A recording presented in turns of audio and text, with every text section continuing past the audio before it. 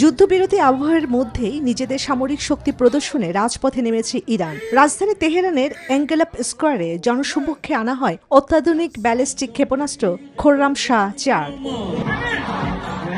জাতীয় পতাকা হাতে হাজারো মানুষের উপস্থিতিতে পুরো আয়োজন রূপ নেয় রাজনৈতিক ও সামরিক শক্তি প্রদর্শনের মঞ্চে। সাধারণ মানুষের এই উচ্ছ্বাসে রাষ্ট্রীয় অবস্থানের প্রতি জোরালো সমর্থনের বহিঃপ্রকাশ ঘটে।